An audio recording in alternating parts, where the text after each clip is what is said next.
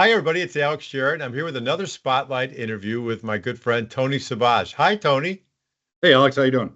I'm doing awesome. Thanks for doing one of our spotlight interviews. Now, Tony is also one of our board of advisor members, and he did a number of presentations on zero trust, and it was very popular. We're actually planning to doing some other presentations. But you're at the office of the CTO at a big company called Checkpoint Software, right? Yep, I really appreciate you doing this. And you also are a speaker. You go all over the world speaking, correct? yep, yep. And talk about cybersecurity and I know you work a lot in the channel area and help all their channel. It's a big company, so they have a lot of channel partners. But I really appreciate you being part of our community and doing this spotlight interview. Tell me, like, what kinds of things, what's hot in cybersecurity now? What kinds of things are you talking about when you go out and speak? Yeah, right now, I mean, the really hot topic, and not just in cybersecurity, but in Uh-huh.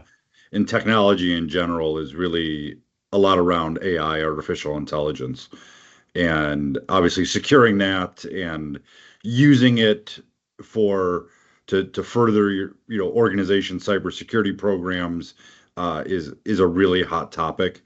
I And really bet. the yeah, and kind of the other one is really more around um sort of the hybrid compute mode that every organization is in, of having you know mixes of employees in offices, remote, traveling, contractors, having applications and resources spread all over the world between public, private, hybrid clouds, data centers, colo centers, and being able to have a cohesive security strategy around all of your information, data, and users, uh, regardless of where those assets exist.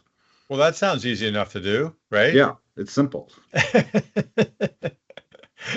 That's cool. So those are pretty big topics. So the first one you said that you're talking to, I mean, I know you've talked about a lot of topics. You had, like I said, a zero trust presentation that everybody loved. A lot of our viewers loved it, but you're saying the two hot ones now make sense are AI. I would assume practical use of AI to further your cybersecurity needs. And the second one was just the whole mix of employees, like you said, virtual, hybrid. That I heard it right, correct? Yep. Okay, so real quickly, because this is not a full interview, just kind of just a spotlight, just seeing what kinds of things that you're doing.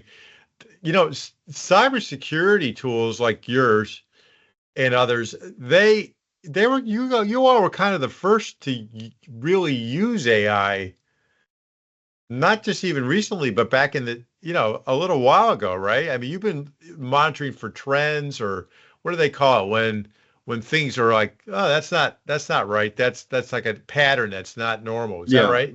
Yeah, doing machine learning and deep learning, and Checkpoint has been using AI and machine learning for.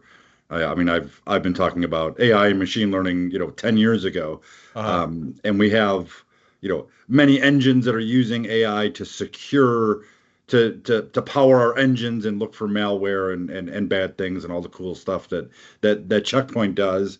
But really, where the shift is now is really all that stuff still exists, but it's really looking around the generative AI and the agentic AI, where now AI is now a tool that the average person can use. Before it was, data scientists writing, Oh, crazy code. Now everybody has access to AI. So how do we use it to improve operational efficiency? So not just improve the security engines, but how do we do it to improve operational efficiencies so we can help bridge that gap between, you know, there's more cybersecurity jobs out there than there are qualified people. So what can we use AI to help the people that you do have uh, become more efficient, and not only make their lives easier, but make the cybersecurity programs and organizations that much stronger. but that's pretty cool. Well, this is only a spotlight interview, so I think we're going to schedule some of the topics to go through some of these things that you're talking about in more detail for everybody. But I know a couple of your themes that I've heard you tell me that you'd like to talk about is the one you just mentioned, but also, you know, doing cybersecurity in a way that fulfills your business goals, correct? Yeah, and what I see all the time, and I work with lots of partners and different size companies around, Yeah. around the globe, is, you could always implement a million different cybersecurity tools or programs, but if they're not matching up with the business needs, if security is slowing down and keeping people from doing their job, it becomes an obstacle. I remember, Yeah. many, many years ago when I started my career back with Arthur Anderson, for those of you who remember Arthur Anderson, one of our things was using security as an enabling technology, Yeah. not as a, no, you can't do this, no, you can't do this. Yes, you can, but you have to do it securely. So kind of using security as an enabling technology, not as a blocking, get in the way of people's daily lives type of solution. Well, that's great.